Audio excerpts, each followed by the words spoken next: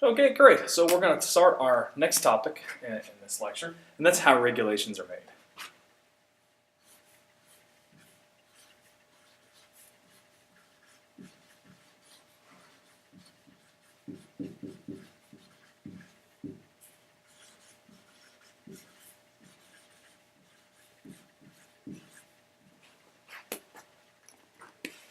Okay, so the first part is, what's a regulation? Get a different color here.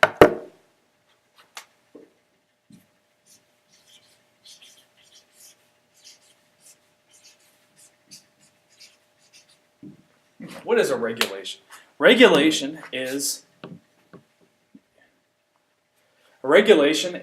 any sort of government activity that guides the behavior of citizens, any sort of large group or corporations, and helps to tell them how to reach certain economic or social goals. Okay, that's the textbook definition. What is it in reality?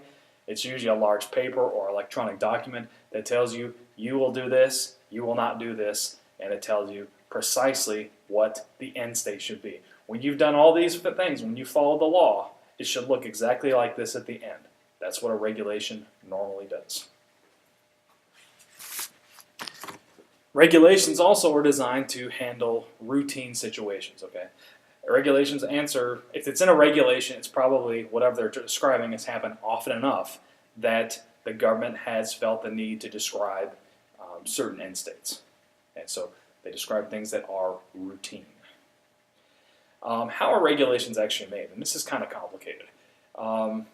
First of all, a bill has to be passed by both houses of Congress, the House of Representatives and the Senate, and then, of course, it's signed by the President and becomes a legal provision. Then, of course, there has to be some sort of a regulatory, so the legislative and the executive branch, of course, approves a law, and then the regulatory agencies are in charge of executing the law and making sure that it's actually followed. And so these are rules or specific regulations. You basically need to implement the provisions of the bill. So President and Congress pass a bill, okay, and then the certain regulatory agency basically pens the regulation to tell you how to actually execute whatever that bill or law is.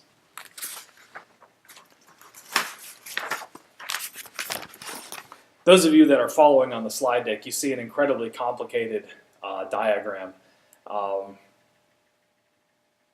There's a variety of processes that take place. So Congress can go straight to the executive to pass a bill or a law. However, Congress can also go straight to independent commissions who can then make the regulations. Or the executive branch can also go to executive agencies who work to pass regulations as well. And if that's not all complicated, you have to remember the Supreme Court can shut down a regulation or not. So let's talk about rulemaking.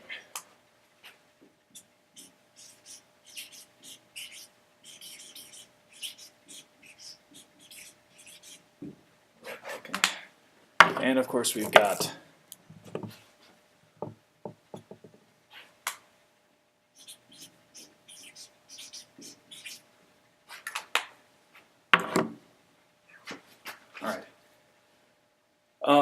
so regulatory agencies generally promote rules that have a force of law, okay?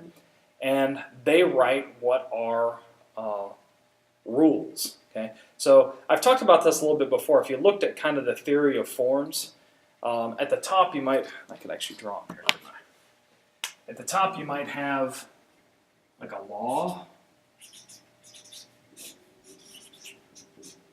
okay? A law or a bill, okay? And that occurs at the political level. Okay, that occurs at the political level.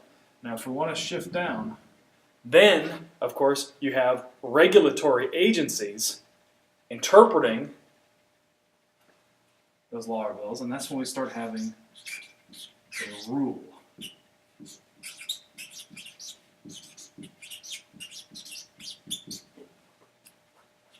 Okay. So a rule is a more specific interpretation of a law or a bill. So at the political level, the President of Congress, you have laws or bills that are passed. And then that translates down to rules, which are enforced and drafted by regulatory agencies. Okay? The general to the particular. And again, the enforcement of rules is designed to help us decide which interpretations of a law or bill best meet the original intent. Okay? You have to remember, any sort of a law or a bill can be interpreted in a variety of ways, which may or may not be in the public interest. Okay? Or government officials can interpret a law or a bill in all sorts of ways that are not in the public interest. So the rule, which eventually becomes a regulation, tells you exactly what you should be doing. It takes away the freedom of interpretation.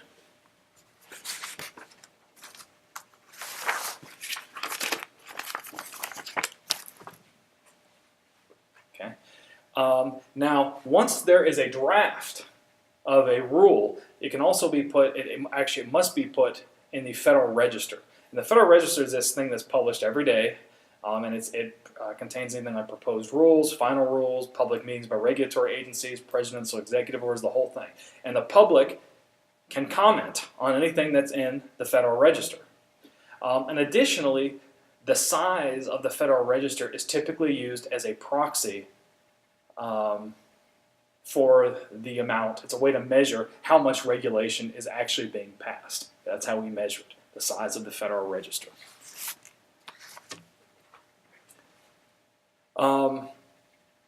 And again, another thing that we want to look at is the Code of Federal Regulations. And this basically compiles all the regulations of all agencies. And it's a large volume. It's a large number of volumes that's put out. So it's quite a large document.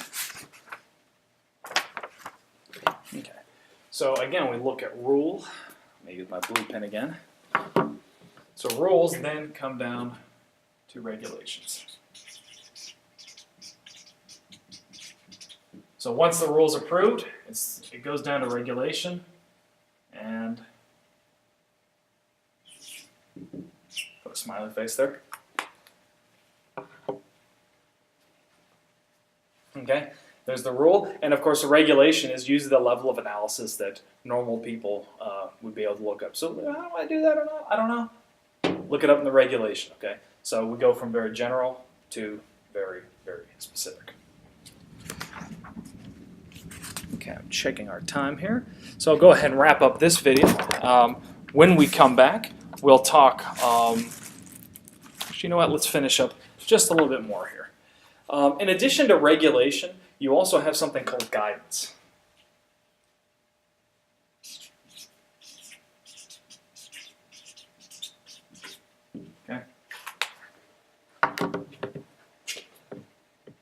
Again, as I mentioned at the beginning of this lecture, all that a regulation tells you is what the end state should be. Okay?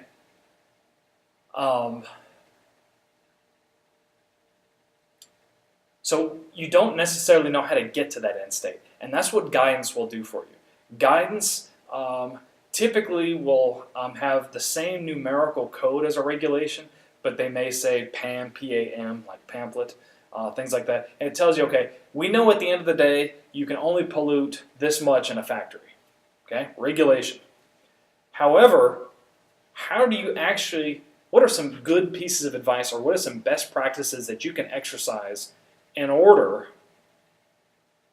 to meet that quota? Well, regulation wouldn't answer that. It only tells you the end state. And so guidance is typically when regulators typically gather the best practices and they put them in guidance. Now, do you have to follow guidance? No, you do not. It is non-binding. Okay? It just clarifies an official regulation. It tells you how to get to that end state, and it can answer some frequently asked questions. It's a good idea to follow guidance, but it's not mandatory. Regulations, on the other hand, you must follow. Okay, so we'll end it here on this piece, and then we'll kind of look at some miscellaneous portions of this lecture, and that should be good.